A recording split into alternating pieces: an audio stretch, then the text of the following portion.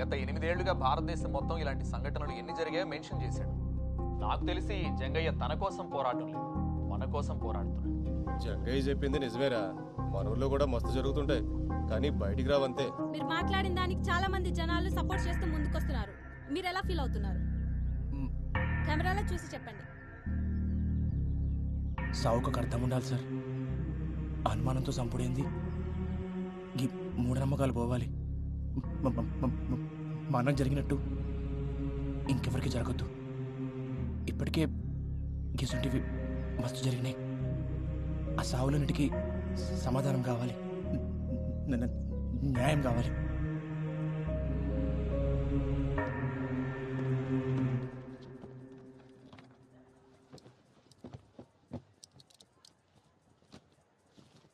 Case number 2401 వచ్చిరా sir. ఏం జంగా తిన్నావా? అరే టీవీలలో మస్తు కొడుతున్నావులే. కేసు ఏడాగింది? వాళ్ళిద్దరూ మీ అన్నం చంపిరంటావు, గంతేనా? అవు సార్. ఏం రాజేంద్ర రాసేమంటావా? సార్ ఏంది కూర్చున్నావు?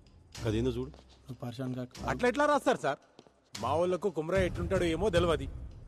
కుమరయ్యని ఎవరు చంపిర్రో ఏమో గాని కవిత చితిలో పడేసిండ్రు. కుమరయ్య చచ్చిపోయినందుకు మాకు మస్తు బాధ అవుతుంది సార్. మా చెల్లె చితిలో పడి చచ్చిపోయినందుకు ఇంకా బాధ అవుతుంది. ఊరంతా చెప్పుకుంటారు కదా అని పుకార్లు నిజాలు కావు. నిజాలకు సాక్ష్యం కావాలి. ఉన్నదా సాక్ష్యం? ఇప్పుడు పాయింట్కి వచ్చినావు. ఏం జంగయ్య సాక్ష్యం ఉందా మళ్ళా? సార్ ఉన్న ఒక్క సాక్షి మల్లన్నే సార్. ఆ గొడవ జరిగిన దానికెళ్ళి ఆడు గాయపోయిండు. మరి భయంతో పోయిండో లేక ఆడ తన పైసలు తీసుకుని పోయిండో అర్థమైతలేదు సార్. అంటే సాక్ష్యం లేదు, కేస్ క్లోజ్, ఖతం, అయిపోయింది. క్లోజా? చెయ్యి, నువ్వే చేసుకోదా. ఇక నేను దిగిడా. Sorry sir. సార్ నా తన సాక్షులు లేరు, కానీ ఒక సాక్ష్యం ఉంది సార్.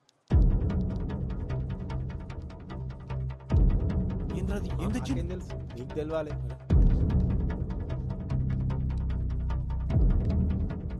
గది చూసి మీరే చెప్పారు సార్. చూడమ్మా, నీ మొగుడు చచ్చిండు, వాళ్ళ చెల్లి చచ్చింది. తప్పే వాళ్ళదైనా అయిపోయింది. ఇప్పుడు జరగాల్సింది చూడు. ఇగో పట్టు 50,000 అక్కడికి వస్తాయి. వాళ్ళకి ఇయ్యాల్సిన పనులే నేనే పట్టుబట్టి ఇప్పిస్తున్నా, చూసుకో.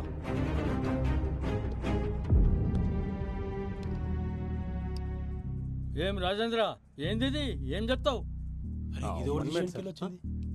అరే ఎవరు తీసిండో ఏం సమజలేదు. అరే జరవై నువ్వు మాట్లాడిపో. మాట్లాడిపో, ఏదో ఒకటి మాట్లాడిపో. జర కూర్చును పో. ఎవరా అన్నారు? మా వాళ్ళు పైసలు ఇచ్చిన మాట నిజమే. ఆ ఇంటి పెద్ద మంది చచ్చిపోయింది కదా, కొంచెం సాయం ఉన్నట్టుంటదని జాలిపడి ఇచ్చారు. దానికి మా వాళ్ళే చంపినంటే ఎట్లా? గది కూడా తప్పేనా? గట్లొచ్చినావా?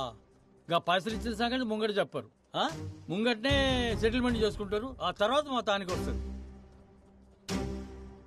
నువ్వేంద్రబాయ్ వాళ్ళు తన పైసలు తీసుకుంటావు, ఉల్టా మీదకి వెళ్ళి కేసు బీ పెడతావు.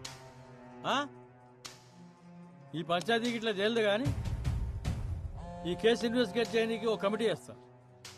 ఈ నెల 21వ తేదీకి ఫైనల్ జడ్జిమెంట్ ఇచ్చేస్తా. హలో రాజేంద్ర, పరేషాన్ కాకు, కేసు క్లోజ్ చేద్దామా రోజు? పోయి. సరే సార్. Yes my lord. మరో మలుపు తిరిగిన కొమరయ్య కథ. కొమరయ్య కేసు ఏం జరిగిందో ఆధారాలతో ఒక వారంలోపు నివేదిక ఇవ్వాలని పోలీస్ శాఖను కోరిన న్యాయస్థానం.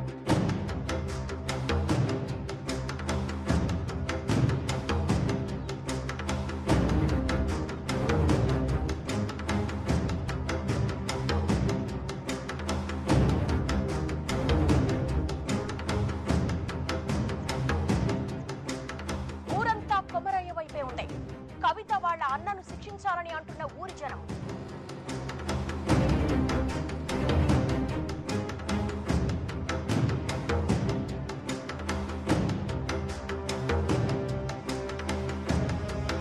కవిత వాళ్ళ అన్నయ్యలే కొమరయ్యని చంపినట్లు నిర్ధారించిన కమిటీ ఈ నెల 21వ తారీఖున వెలువడే తుది తీర్పు దాదాపుగా ఖరారైనట్టే.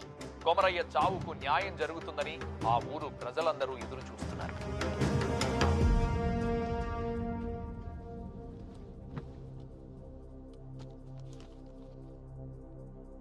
నలభై 45 రోజుల క్రితం అద్రాస్పల్లి గ్రామంలో జరిగిన హత్య విషయంలో కొమరయ్య అనే వ్యక్తిపై రమేష్ ఇంకా సురేష్ అనే 2 వ్యక్తులు సామూహిక దాడి చేసి హతమార్చారు అనే ఆరోపణ చేసిన జంగయ్య కేసులో కమిటీ ఇచ్చిన నివేదిక ప్రకారం తేల్చేది ఏంటంటే సార్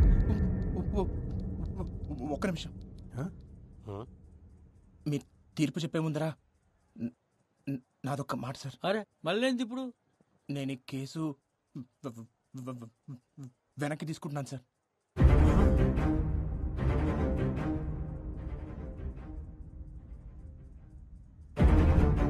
ఏంది?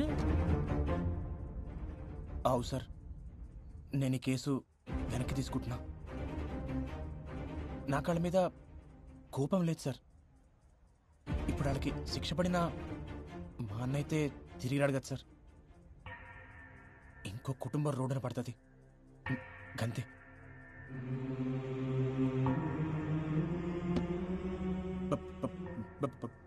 భారతదేశపు ఆత్మ గ్రామాల్లో ఉందని గాంధీ గారు చెప్పారు.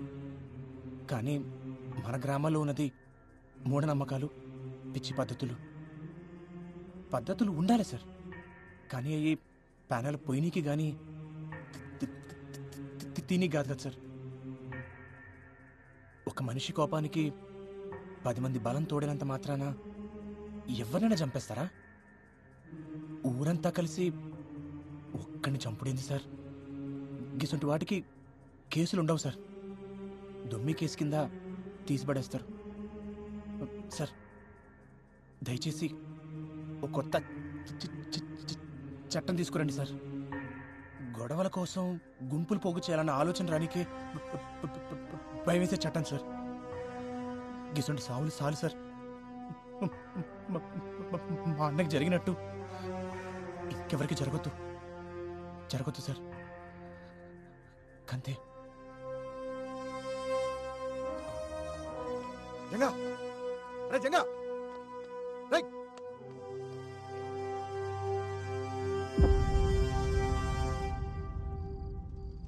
ఎవరు ఊహించని రీతిలో అనూహ్యంగా వెనుదిరిగిన జంగయ్య. నిన్నటిదాకా అన్న కొమరయ్య కోసం పోరాడిందంతా డబ్బులు చేసుకోవడానికేనా? ఇదివరకే కవిత అన్నల దగ్గర 50,000 తీసుకున్నట్లు కోర్టులో అతనే ఒప్పుకున్నాడు. ఈసారి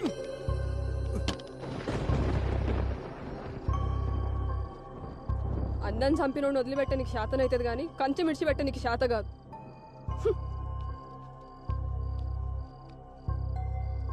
అయినా పానం పెట్టి పెంచినోడిని పట్టించుకోకుండా ఎట్లుంటారు? విశ్వాసం ఉండాలి దేనికైనా. బయటోళ్ళ కన్నా ఇంట్లోళ్ళని చూస్తుంటేనే మస్తు కోపం అవుతుంది. సప్పుడు చేస్తలేం రా. ఏమైంది అసలు? కేసు వెనక్కి తీసుకున్నావు? ఏయ్ చెవులు తెగినాయా? మేము ఎంత అడుగుతున్నా నీ తిన్ను నువ్వుతో ఇట్లా చేసేది ఉంటే కేసు ఎందుకు వేసినావు? అందరితో ఎందుకు ఇస్తున్నావు? మళ్ళా పైసలు తీసుకున్నావా? ఎంత ఇచ్చిర్రు? ఇంతవరకు సమాధానం చెప్పేంద్రా? ఏం పాపం చేసిన రాడు నీ అసలు తమ్ముడు పుట్టిండు.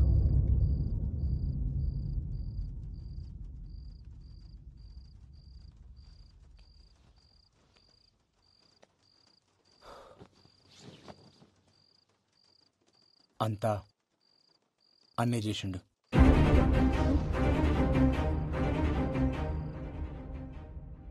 వదినా, అన్న చనిపోయే ముందు రోజు నీతో ఏమేమి చెప్పిండో, ఏమేమి మాట్లాడిండో జరంత యాడ్ చేసుకొని చెప్పొదినా.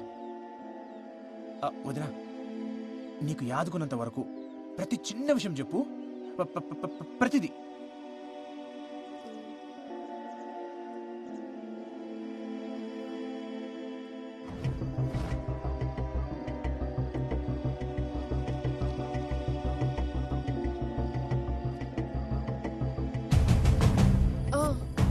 ఆ రోజు పైసలు ఇస్తుంటే చూసిన చేతికి రక్తం వస్తుండే. ఏదో దెబ్బ తాకిందన్నాడు. రక్తమా? ఈ ఈయనకెళ్ళి ఈడదాకా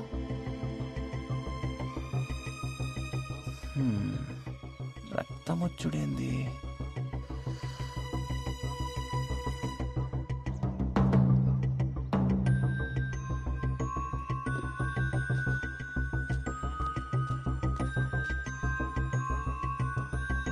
వదినా, ఏ చేతికి?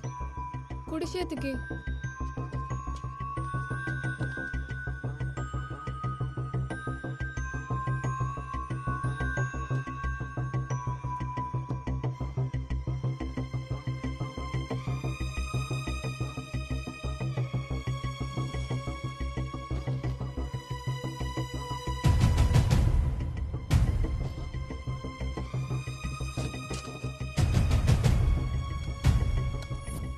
ఓకే మేడం, సాయంత్రికలు రెడీ అయిపోతాయి, నేను చూసుకుంటాను.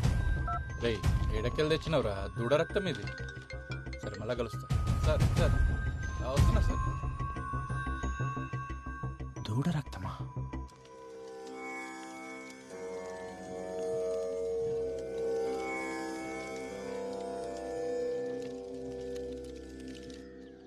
రేణుకావతారం ఇది చాలా భయంకరమైనది. ఈ ప్రక్రియను చేయాలంటే ఆరితేరిన మంత్రగాళ్ళకే సాధ్యమవుతుంది. ఇది ఎట్లా చేస్తారు స్వామి? ఇది చేతబడులన్నిట్లోనూ చాలా ప్రమాదకరమైంది. ఎవరి మీదైతే ప్రయోగించాలనుకుంటారో వాళ్ల తల వెంట్రుకలు, కట్టిన బట్ట, కాళ్ల కింద మట్టి, వీటన్నిటినీ ఒక పిండి బొమ్మకు అలంకరించి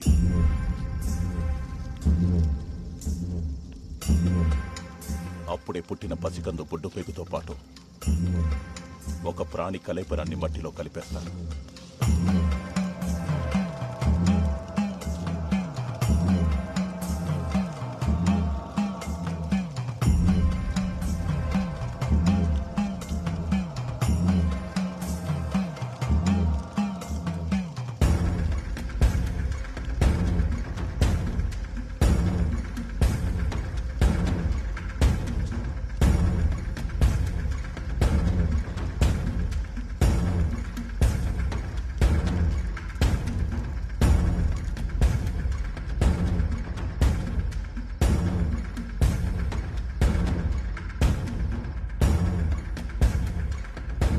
తను అనుకున్నది పూర్తయ్యాక ఒక లేగదూడని బలివ్వడంతో మొదటి దశ పూర్తవుతుంది. తర్వాతి దశ ప్రయోగించినవాడు వాడి ప్రాణాలు కాపాడుకోవడానికి చేసే ప్రక్రియ. రేణుకావతారం చాలా ప్రమాదకరమైంది కాబట్టి తిప్పికొట్టే అవకాశాలే ఎక్కువ. ఇది ఎవరి మీదైతే ప్రయోగించబడుతుందో వారి చేతి దగ్గరే చేయాలి. తనవి కాని పాదరక్షలు మాత్రమే ధరించి దిగంబరుడిగా ఉండి నియమాలు ఆచరిస్తూ పూజను పూర్తి చేయాలి. అప్పుడు గాని ఆ రేణుక శాంతించదు. అసలు ఇట్లా చేతబడి చేసే వాళ్ళకి నియమాలుంటాయా? చాలా నియమాలున్నాయి. ప్రతి గురువారం 108 బిందెలతో తలస్నానం చేయాలి. ఇంటి గుమ్మానికి ఎప్పుడూ నిమ్మకాయలుండాలి. రంగుమారిన నిమ్మకాయలు అనర్థానికి సంకేతం. మంచానికి అడ్డంగా పడుకోకూడదు. చేతబడి సమయంలో పూజ పూర్తయ్యే వరకు సంభోగించకూడదు. ఇవాళ ప్యాన చూస్తుండే నేను పండుకుంటాను.